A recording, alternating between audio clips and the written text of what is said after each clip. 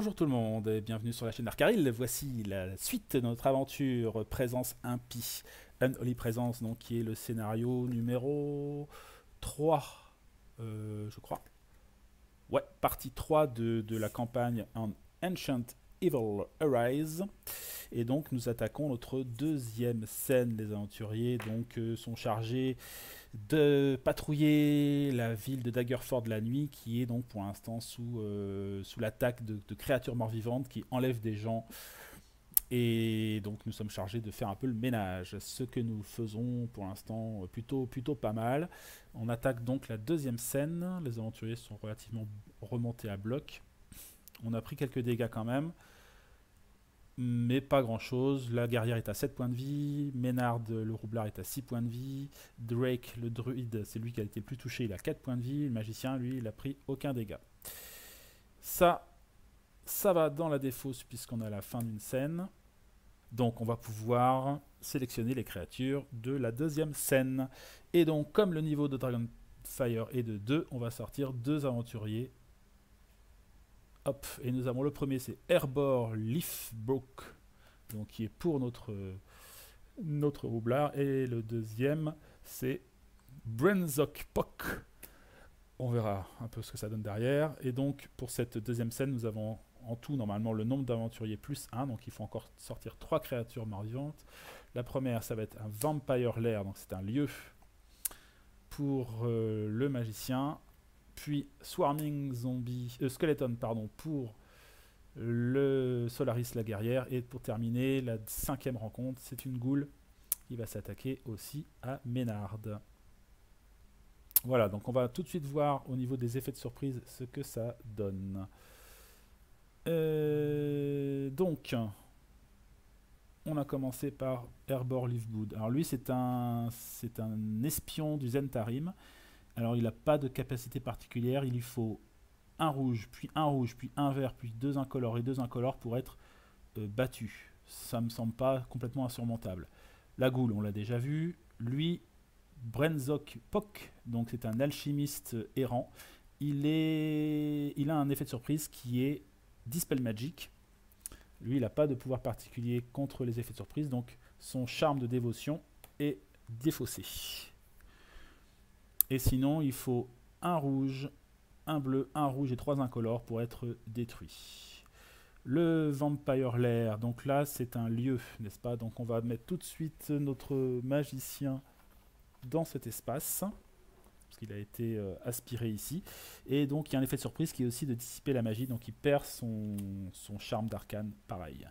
Et là le lieu, il faut 3 incolores, un bleu, 2 incolores, un vert, et il fait 2 dégâts. Voilà. Et le problème, c'est qu'il est isolé pour l'instant dans cet endroit. Le squelette, hein, lui, il a juste 2 tokens de squelette en plus. Et voilà, on a en place notre deuxième scène. Et donc, on commence par piocher une carte de discombobulation qui nous dit donc Greater Dispel Magic. Donc j'imagine que tous les objets sont défaussés, j'imagine. Hop, on va dire ça. Donc Marshall Charme aussi. Tous les rencontres non-lieux doivent sauvegarder. S'ils ratent, on peut les déplacer pour faire face à d'autres joueurs. Ok. Alors, sachant que les morts-vivants ont le droit à... Ils ont plus 1 à la save, hein, à cause du scénario. Donc on va voir si le squelette, on est en mesure de le déplacer. Donc on voit qu'il réussit sa save, puisqu'il a pioché un vert. Donc on ne peut pas le bouger. Le rouge ici, oui, on peut éventuellement le bouger de là. Après la question, ça va être est-ce qu'on le fait ou pas. Est-ce qu'on le fait? Alors qu'est-ce qu'ils disent sur la carte? Full each save before moving to the next encounter. Il faut déjà décider si on le déplace ou pas. Alors est-ce qu'on libère un peu de points Enfin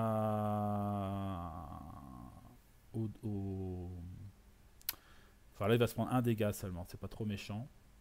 Mais il a déjà pris des points. Hein. Lui aussi. Je regarde un peu ce qu'ils ont en main. Il n'y a plus beaucoup de cartes lui. Hein.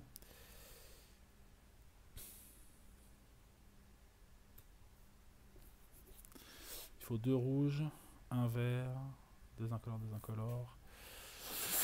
Tout doudou. 1, 2, 3, 4, 5, 6, 7.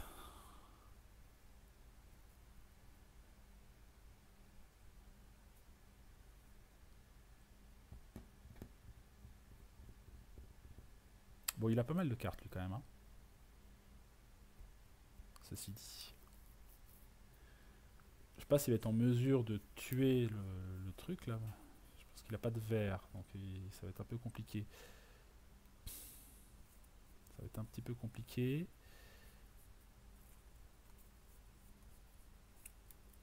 Et lui, il n'a pas de vert non plus.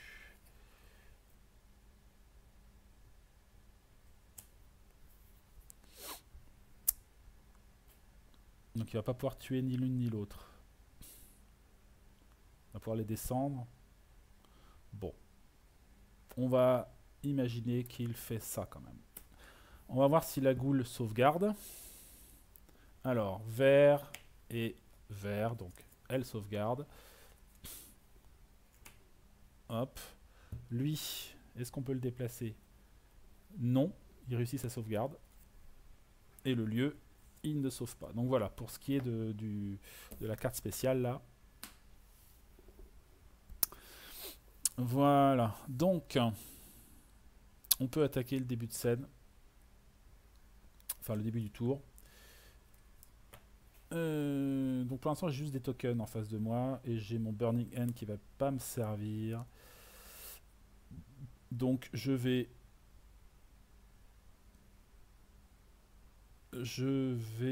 jouer 2 incolores pour tuer les deux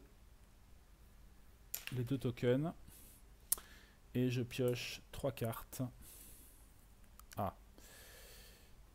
2 et 3. Et je prends 2 dégâts. Le squelette et l'espion. Donc la question ça va être est-ce que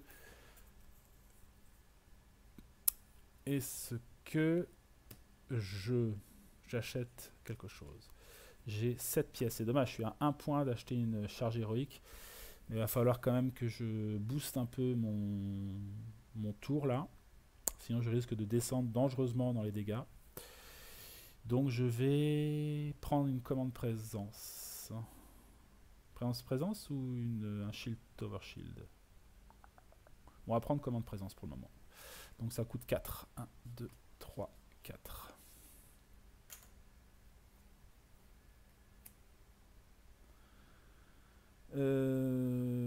Voilà. Je peux éventuellement prendre un grapple. Mais je vais pas le faire. Je vais garder que miser encore un petit peu d'argent. On passe au tour de Ménard. Ménard, il a un petit souci, c'est qu'il n'a pas de carte verte. Il peut quand même descendre. Il peut quand même faire des choses. Hein. Il peut quand même faire des choses. Il a... Ah, il aurait... Il faut se rappeler qu'il a une assist là. Et en assist, ça peut être pas mal. On va voir. Je regarde ce qu'ont les autres. Un point de vie. Il n'a pas de vert. C'est un peu dommage. Et lui, du coup, il va avoir son Flamme Blade qui va lui faire un dégât vert.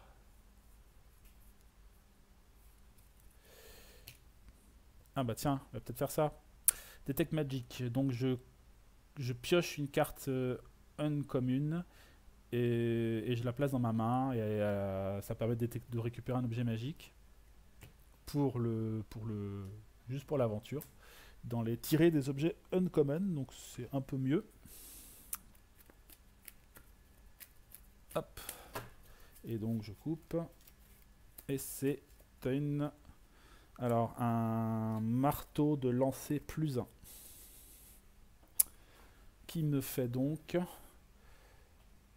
Alors il donne 2 incolores. déjà. Et sinon, il fait repack. Donc à la place de jouer, je peux le défausser et piocher une carte. Et en assistance, il donne 1. Et si j'étais un nain, je ne suis pas un nain, ça donne en assistance un vert à la place d'un incolore. Bon, en tout cas, j'ai un incolore là, de 2.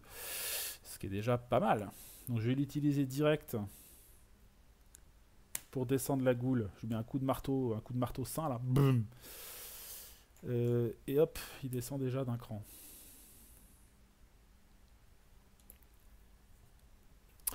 Suite à ça, je vais... Alors qu'est-ce que j'ai là? J'ai un poison là.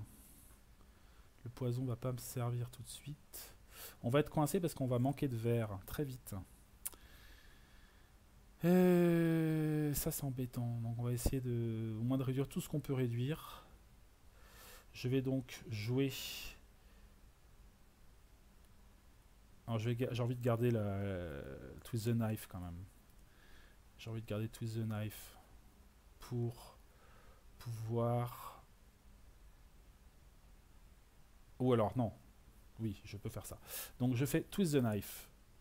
Je descends le... Ça donne 2 rouges. Donc je descends Herbor Liftbug de 2 crans. Ici. Ok. Puis...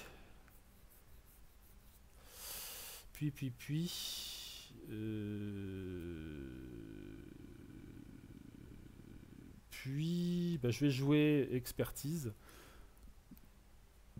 Expertise, ça me permet de défausser une carte déception, donc une rouge, pour récupérer une autre déception de ma défausse. Donc je récupère Twist the Knife. Expertise, ça me donne 2 rouges. 2 rouges, et donc je vais m'en servir d'un pour descendre Brenzok Pok, l'alchimiste, d'un cran ici. C'est dommage que j'ai pas un petit bleu qui traîne en assist, ça aurait été pas mal. Color Spray. Misty Step. Ok. Et donc tout ça, je vais le garder pour faire pour descendre d'un cran. Quelque chose. Ça, je peux pas m'en servir pour le moment. Glory. Je peux pas m'en servir non plus. 1, 2, 3, 4, 5. Le problème, c'est que du coup, je vais pas piocher de cartes spécialement. Est-ce que je peux acheter quelque chose? Pour 2, ça m'intéresse pas vraiment. Donc là, je vais prendre 2 dégâts. Hop. Et je vais défausser. Je vais enlever une carte. On va enlever expertise. Pour avoir une Cloud of Dagger à la place. Et donc c'est au tour du druide. Alors le druide, il faut qu'il fasse un beau tour. Ce serait chouette. Il a des choses à faire. Alors, il va poser déjà son Flame Blade, qui lui permet d'avoir tous les tours un vert et un incolore. Alors lui, il a du vert. Hein. Lui, il a du vert, donc il va pouvoir un peu slasher. Qu'est-ce qui est important? Se débarrasser de la goule, ça me semble important. Ça me semble important. Ça me coûte 4 quand même pour le tuer. Ça me coûte 4.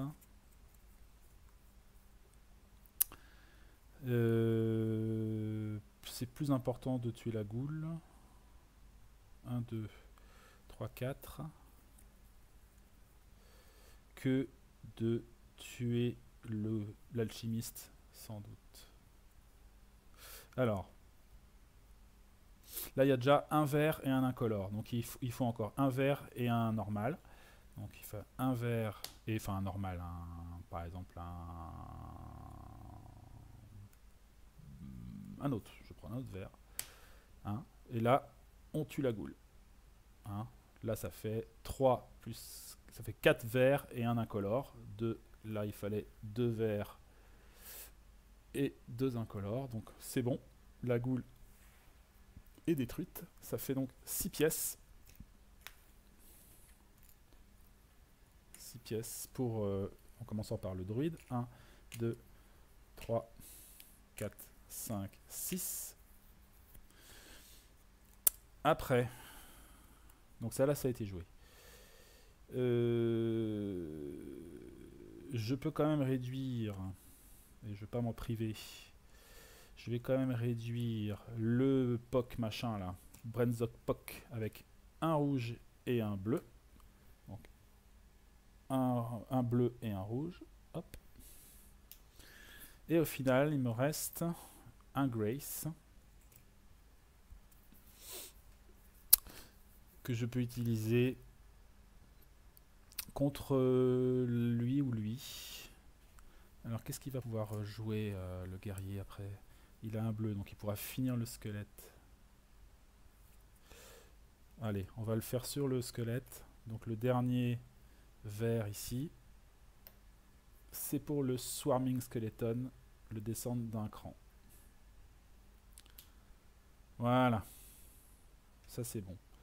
Le Burning Hand, on va pas s'en servir, donc on va le... Non, vous me le gardez dans la main, plutôt qu'il va venir encombrer encore le paquet. Il prend un dégât. Il pioche 3 cartes. 1, 2, 3. Hop. Et il va peut-être acheter quelque chose. Il a 6 pièces. 6 pièces. Le souci, c'est qu'il n'a pas spécialement de cartes vertes à disposition. Alors, je peux pas acheter ça si j'ai pas joué une carte déception. Mais je crois que j'ai joué une carte déception. Il me semble bien que j'en ai joué une, justement, pour réduire ici. Donc, je peux acheter un Twist the Knife. Donc, je vais dépenser 5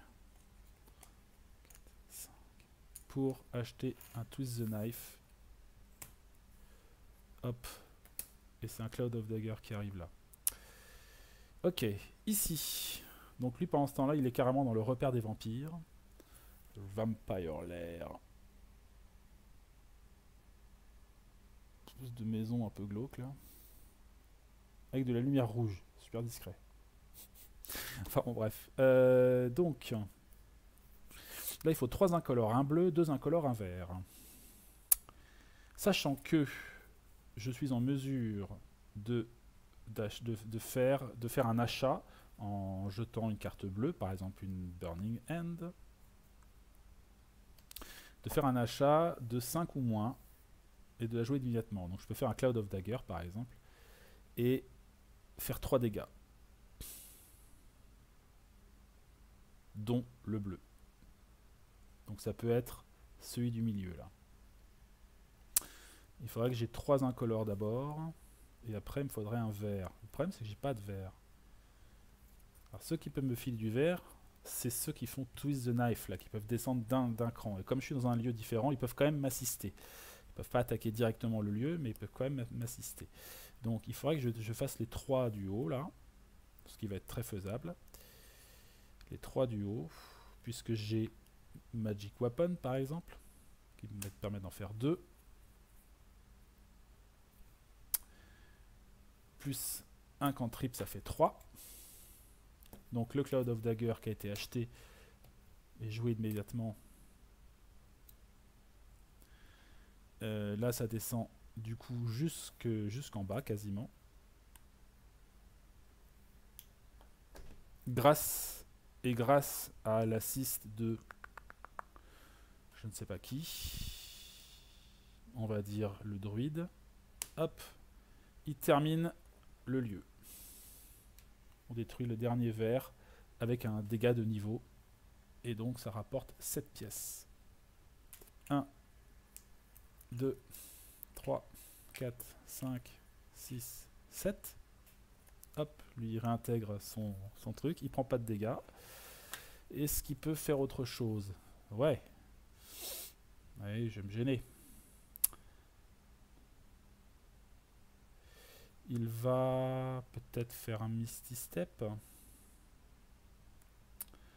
Misty Step.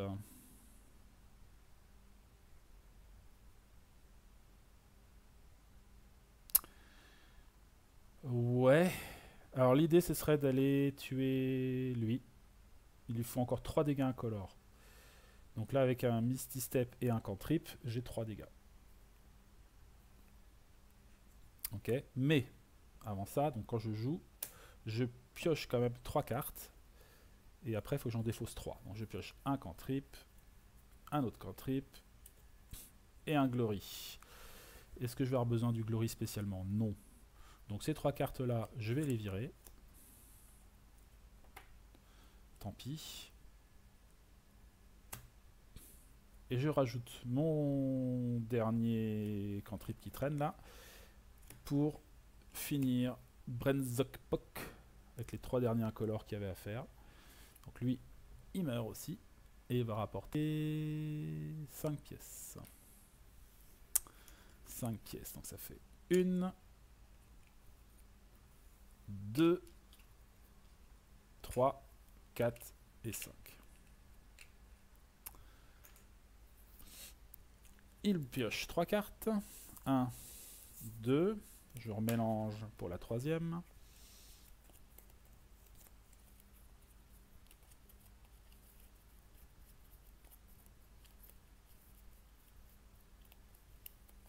Hop, hop. La troisième.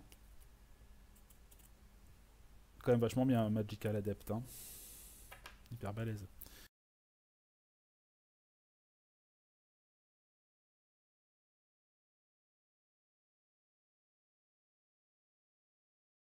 On passe à un nouveau tour.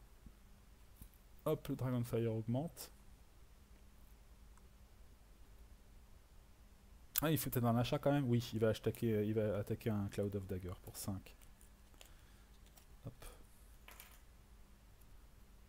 Oh, bénédiction, c'est bien aussi. Petite béné. Une petite béné pour 2. Oh, une autre béné. Bon, on va la laisser pour les autres.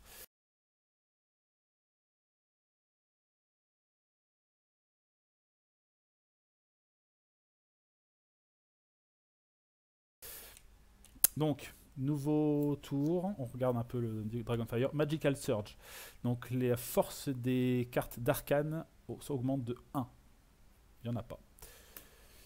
Ok, donc c'est à notre Eladrin, notre elfe du soleil, Eladrin, de jouer. Et donc on a un squelette à finir, un squelette à terminer. Donc ça c'est fait. Bam.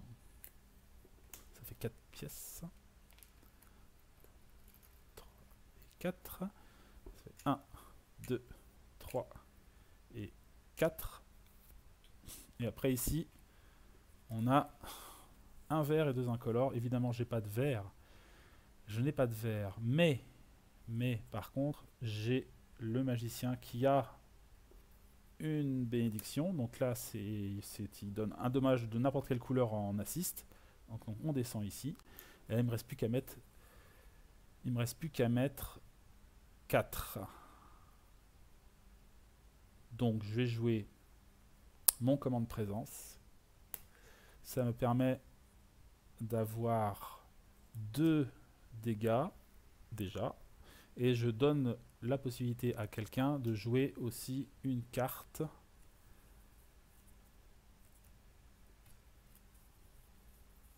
Et ça va être sans doute de Twist the Knife. Ou alors peut-être ici, il doit avoir un Magical Weapon, un Color Spray. Ouais. Donc je donne au magicien de jouer une carte. Donc il a le droit d'en piocher une. Et il joue la carte qu'il veut. Donc il va jouer évidemment Color Spray. C'est qu'il joue comme si c'était son tour. Donc il fait 2 autres dégâts incolores. Et ça termine Herbor Leaf Book, qui est mort. Et ça nous rapporte 4 pièces. 4 pièces. Et ça termine la deuxième scène. Donc 4 pièces. 1, 2, 3 et 4. Je termine donc les choses. Ici, il lui reste 3 cartes en main. Je pense que ça vaut le coup de jeter le Burning Hand pour pouvoir en piocher 3. 1, 2 et 3. Le Poultice arrive au bon moment. 5 cartes en main, tout va bien. Il peut acheter quelque chose. Il va pas s'embêter. Il va s'acheter pour 8. 3 et 3, 6 et 2, 8. Il va s'acheter un Heroic Charge.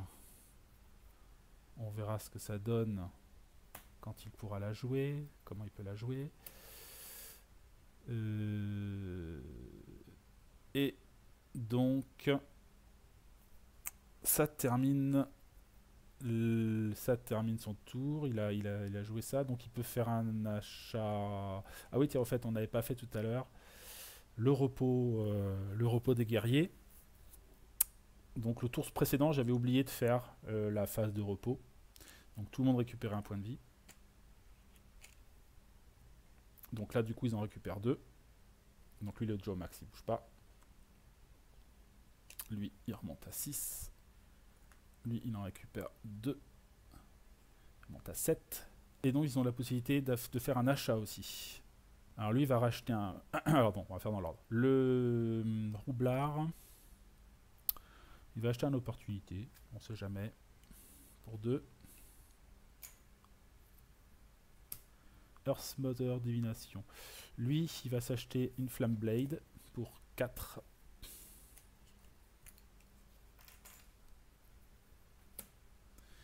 Et le magicien, il va s'acheter un Misty Step pour 4. Et voilà. Bon, j'aurais perdu un achat dans l'histoire. Bah, tant pis. Tant pis, tant pis. J'ai sans doute joué un peu trop vite la dernière fois. C'est pas très grave. Ici, ça passe en défausse puisque c'est la fin de la scène. Et ici, on arrive à un niveau de Dragonfire de 4. Ça va commencer à piquer. Mais nous sommes à la fin de la deuxième scène. Et donc, dans le scénario, il nous est dit que à la fin de la deuxième scène, avant de commencer la troisième, lire l'interlude du scénario. Donc on va le lire ensemble. L'interlude. Donc on vient de se taper plein de morts vivants, on est d'accord. Et on entend tout d'un coup une voix qui nous dit « Vigilance !» Le murmure flotte en provenance de la brume nocturne, son écho se répercutant étrangement comme s'il provenait de toutes les directions. De faibles créatures qui jouent au berger sans se rendre compte qu'ils sont tous des moutons destinés au massacre. Et pourtant le désespoir vous donne la force, comme c'est intéressant. Chaque mot est prononcé avec attention, comme si cette voix douce essayait de se rappeler comment parler à d'autres êtres, ou alors peut-être parce que ça l'amuse de devoir le faire. Puis, un épais brouillard se glisse au milieu de votre groupe, et voilà qu'il se tient maintenant parmi vous, sans peur, imposant. De longs cheveux sombres encadrent un visage à la pâleur cadavérique. Des yeux rouges sans pitié qui vous transpercent. Une amulette en or affichant des armoiries depuis longtemps oubliées. L'un d'entre vous tente de le frapper avec sa lame, mais son éclat traverse la brume qui se reforme quelques pas plus loin. Le vampire sourit, dévoilant de longues canines aiguisées. Vous n'avez jamais fait partie de l'accord conclu avec Nadir, aussi je vous laisse le choix. Faites marche arrière. Réjouissez-vous de la victoire que vous avez obtenue jusqu'à maintenant, et je m'en irai la nuit suivante. Daggerford est à vous, si vous êtes capable de la garder. Moi et mes enfants allons partir. Vous avez la parole de Darlavienne. Qu'en dites-vous? Donc, nous avons la possibilité soit d'accepter son offre, c'est-à-dire qu'on termine l'aventure ici. On gagne la récompense du scénario, c'est-à-dire un objet magique, et on gagne une expérience comme si on avait gagné 2 scènes. Et on doit mettre qu'on a un score de campagne plus 1. Je sais pas trop ce que ça veut dire. Ou alors on décline et on l'attaque, quoi. Voilà. Alors peut-être qu'on peut jeter un petit coup d'œil sur le vampire du coup pour voir quel choix on va faire. Est-ce qu'on décide de l'affronter ou pas? Donc le vampire. Alors c'est marqué before dealing damage. Afin de faire des dégâts au vampire, on doit faire un skill check. S'il est raté, on doit assigner les dommages d'une carte non basique en tant que sans couleur à un joueur au hasard. C'est-à-dire qu'il nous oblige à attaquer quelqu'un d'autre. Et il est immunisé aux dégâts de niveau. Donc on ne peut pas faire, par exemple, comment c'était déjà, Twist the Knife ou un truc comme ça. Donc avant de faire les dégâts, on doit faire un skill check. Si on rate, on assigne les dégâts d'une de nos cartes non basiques, comme si c'était un colorless, à un joueur au hasard. Et pour le tuer, il nous faut 6, 3 verts, 2 rouges, 2 noirs, 2 rouges. 3 verts, ça c'est costaud. Et 6 déjà pour commencer, sachant qu'il est immunisé aux dégâts de niveau. Et il fait 2 dégâts sinon. Le vampire est automatiquement la rencontre finale placée devant un joueur. Ok, donc on ne sait pas trop qui va le rencontrer. On va voir. Bon, moi je dis on est allé jusque là, c'est pas pour manger des nouilles, hein. On est là pour débarrasser la ville, et puis pas seulement la ville, mais carrément la contrée de cette créature. Donc on va pas la laisser s'enfuir. On va tenter de la vaincre. Donc, je vous donne rendez-vous dans une prochaine vidéo pour l'affrontement du vampire dans la scène 3 du scénario Unholy Presence. Et on verra bien si nous l'emportons ou si nous finissons croqués. Nous verrons cela. Je vous dis donc à très bientôt. Bonne fin de journée à vous. Et puis on se retrouve très vite pour la suite de nos aventures. Ciao!